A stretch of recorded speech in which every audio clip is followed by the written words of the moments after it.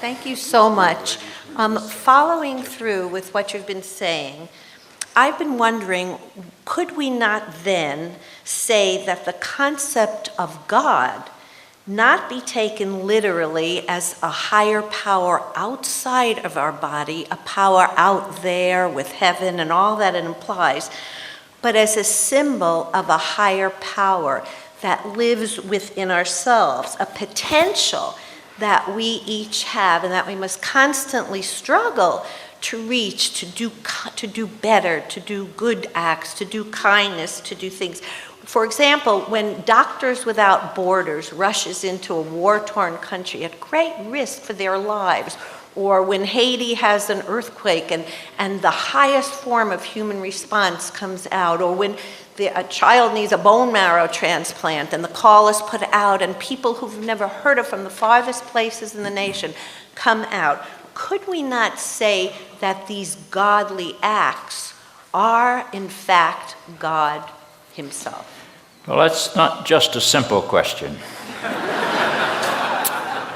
What you're doing is suggesting that we might define God, and you've offered a possibility. I don't want to deny that possibility.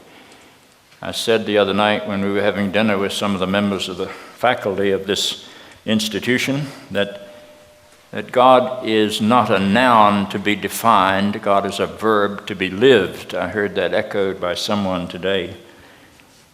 I think we've got to get over the idea that we can ever define God. I really worry about people who can tell me who God is. Usually God is an extension of that person and of that person's prejudices.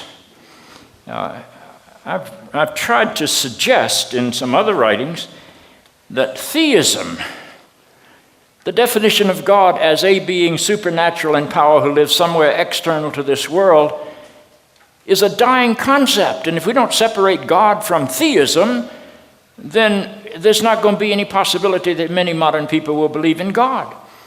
But we live in a world where English is our language, and our language says if you are not a theist, the only alternative is to be an atheist. And I think we've got to find some room between theism and atheism for something radically different. But I can't define it. And I would say that any time a person acts outside their own vital self-interest could easily be called an act of God. But let me say it this way, and I'll try to be brief. Yesterday I was way too long in the questions, and so I decided if I can't answer it in 1 minute, I'm not going to answer it. Let me just sort of bear witness, sort of my own mantra.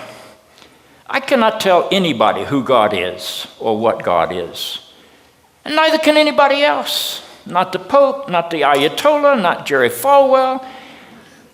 All that God is can never be defined in the limits of a single human mind. That seems so obvious to me. Can an insect describe what it's like to be a bird? Can a horse describe what it's like to be human?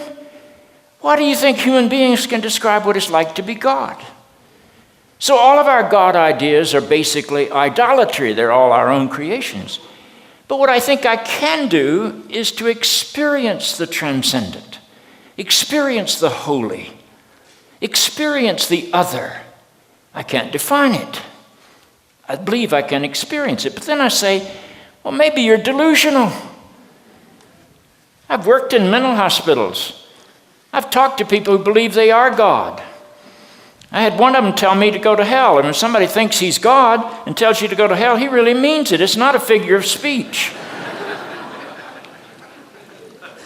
So I think we've got to get beyond definitions.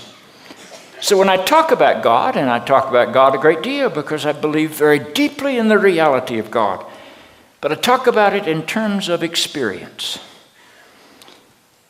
I use 3 categories. I'll be brief. I experience God as the source of life. And if God's the source of life, then the only way I can worship God is by living fully. And the more fully I live, the more I can make God visible. And I think that's what people like Doctors Without Borders do.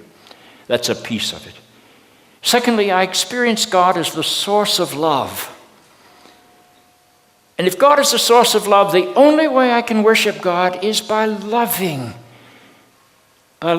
wastefully, I like to say, not stopping to count the cost, loving wastefully. And the more wastefully I can give love away, the more I believe God becomes visible. And thirdly, borrowing a phrase from the theologian who shaped my life most dramatically, from Paul Tillich, I believe I experience God in Tillich's words as the ground of all being. That's a tough phrase for a lot of people. But if God is the ground of all being, the only way I can worship God is becoming deeply and fully everything that I am capable of being. And the more deeply and fully I can be all that I am, the more God can be seen in me. And the only thing I would add to that is that I'm a Christian. And that's not a title of superiority, that's a title of experience. Because the reason I'm a Christian is that when I look at the life of Jesus, as that life has been refracted to me through the scriptures and through the traditions of the church, what I experience is a life so fully lived, I see the source of life in him. A love so wastefully given away that I see the source of love in him. The courage to be all that he can be, whether he's being hailed as a king on Palm Sunday or being crucified on Good Friday, he's still all that he is capable of being. And so I see the ground of being in him. And I want to worship that Jesus, and I want to walk in that path. And the only way I can do it is to try to free other people to live fully and to love wastefully and to be all that they are capable of being. And if we can turn that understanding into our Christian future, then I believe there's a future for the Christian church.